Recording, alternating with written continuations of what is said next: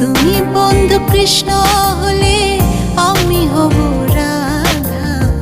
তোমার আমার প্রেম প্রীতি একই সুতায় বাঁধা।